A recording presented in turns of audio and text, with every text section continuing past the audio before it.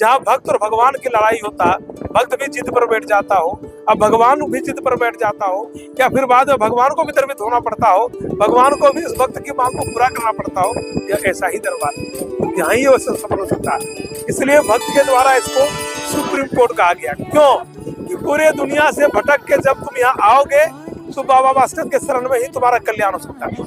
जब दुनिया में तुमको कोई नहीं सुना तो एकमात्र बासुकीनाथ ही तुम्हारा सुने। दूसरी खासियत क्या है कि इनके यहाँ जब सुनवाई के लिए आप आते हैं, अपनी मन्नत रखते हैं, तो देर नहीं करते, इसलिए इनको फौजदारी दरबार कहा गया। तो कोर्ट में फौजदारी मामले की सुनवाई फर्स्ट में होती है, इसलिए भक्त की मांग को ये फर्स्ट फौजदारी रूप में सुनता है कि फर्स्ट पहली सुनवाई में सुनता है। भक्त का कितना मांग सुनते हैं, देन इन देयर फैसला ये देते हैं।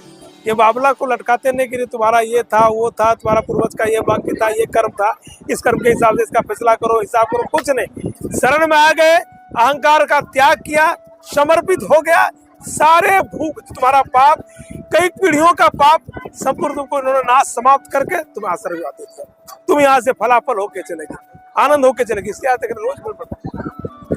इसलिए प्रेम से बोलिए बाबा बासुकीनाथ की।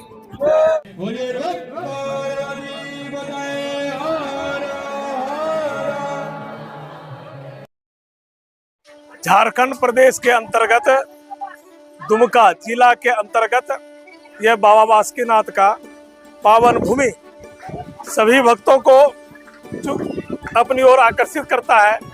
इस मंदिर की एक महिमा खास है कि यहाँ पर भक्त और भगवान के बीच में लड़ाई भी होती है।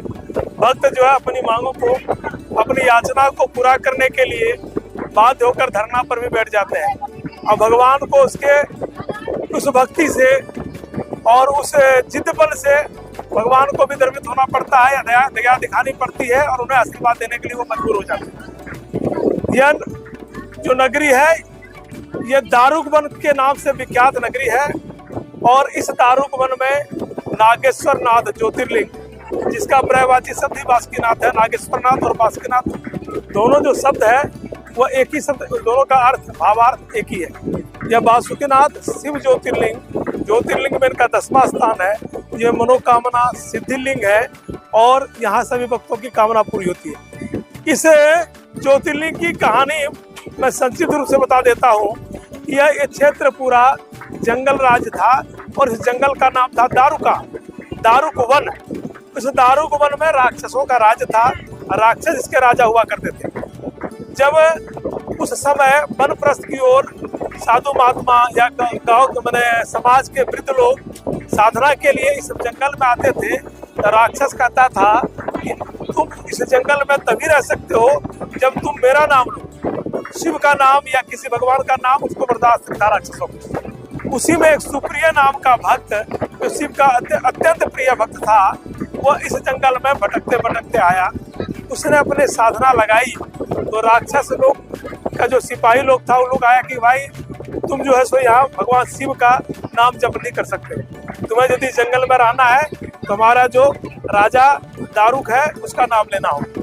बोला कि मैं शिव का अन्यत भक्त हूँ, पूरा जीवन मैंने शिव के नाम पर समर्पित कर दिया है, तो मेरे मुख से, मेरे जीवा से कभी भी किसी राक्षसों का नाम नहीं हो सकता, चाहे हम जिए या हम मर जाए।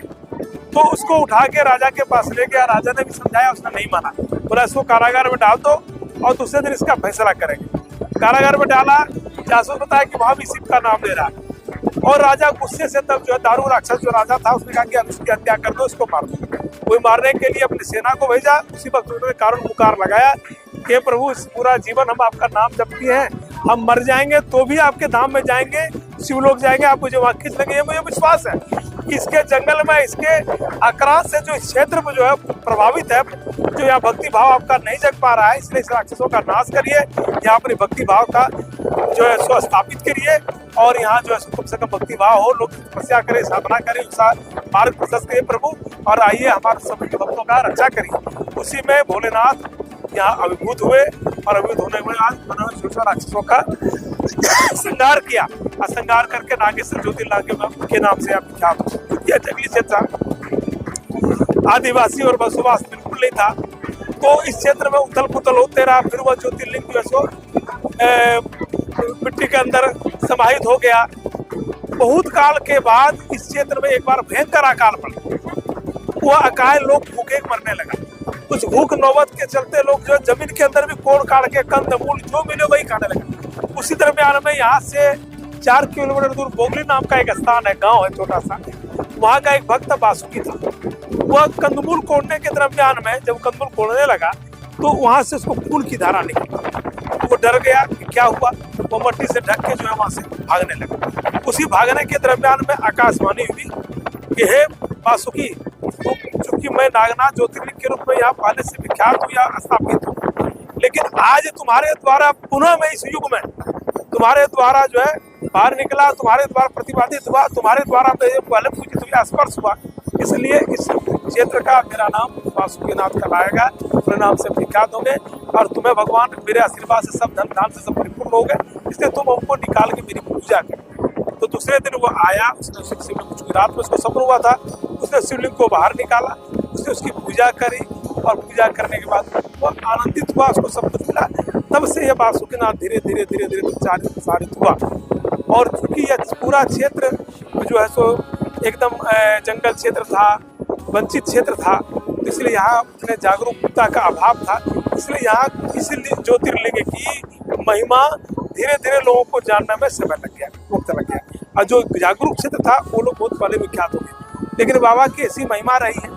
और आज भी इस पूरे धरती में जितना भी प्रकार का शिवलिंग हो, शिव दरबार हो, शिव मंदिर हो, इस मंदिर से ऐसा दरबार कहीं नहीं जहाँ भक्त और भगवान की लड़ाई होता, भक्त भी जिद पर बैठ जाता हो, अब भगवान भी जिद पर बैठ जाता हो, या फिर बाद में भगवान को भी द्रवित होना पड़ता हो, भगवान को भी उस भक्त की मांग को पूरा करना पड़ता हो, यह ऐसा ही दरबार यहाँ ही सफल हो सकता है। इसलिए भक्त के द्वारा इसको सुप्रीम कोर्ट कहा गया। क्यों? पूरे दुनिया से भटक के जब तुम यहाँ आओगे तो बाबा भास्कर के शरण में ही तुम्हारा कल्याण हो सकता है। जब दुनिया में तुमको कोई नहीं सुना तो एकमात्र बासुकीनाथ ही तुम्हारा सुने। दूसरी खासियत क्या है, इनके यहाँ जब सुनवाई के लिए आप आते हैं, अपनी मन्नत रखते हैं तो देर नहीं करते, इसलिए इनको फौजदारी दरबार कहा गया। कोर्ट में फौजदारी मामले की सुनवाई फर्स्ट में होती है, इसलिए भक्त की मांग को ये फर्स्ट फौजदारी रूप में सुनता है कि फर्स्ट में पहली सुनवाई में सुनते हैं भक्त का कितना मांग सुनते हैं, देन इन देयर फैसला ये देते हैं।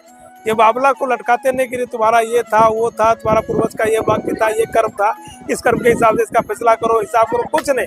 शरण में आ गए, अहंकार का त्याग किया, समर्पित हो गया, सारे भूख तुम्हारा पाप, कई पीढ़ियों का पाप संपूर्ण तुमको इन्होंने नाश समाप्त करके तुम्हें आशीर्वाद दे दिया। तुम यहाँ से फलाफल होके चलेगी, आनंद होके चलेगी। इसके आते रोज बोल पड़ता, इसलिए प्रेम से बोलिए बाबा वासुकीनाथ की जय। बाबा वासुकीनाथ सभी भक्तों का कल्याण हो, बम बम हो। सभी भक्तों को श्रावणी मेला का हार्दिक अभिनंदन है, स्वागत है।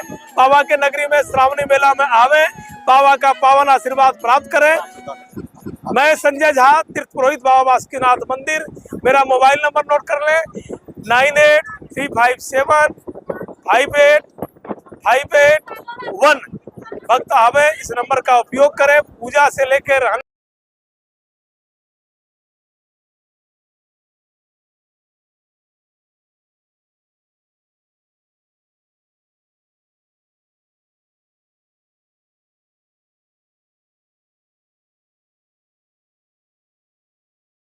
देश धर्म का आपका यह चैनल बहुत पसंद कर रहा है लोग, और बहुत अच्छा काम कर रहे हैं। इसके लिए आपको साधुवाद है वासुकीनाथ के पंडित समाज की ओर से, जो सनातन संस्कृति को आप बढ़ा रहे हैं, मंदिर के गुण रहस्यों को बताते हैं, यहाँ की महिमा को बताते हैं, और कैसे लोग आवें, ये सारी जानकारी आप दे रहे हैं, और इसके कारण से लोग को जागृति बढ़ रही है। इसके लिए विशेष रूप से आपके पूरे टीम को साधुवाद, आशीर्वाद। हर हर महादेव।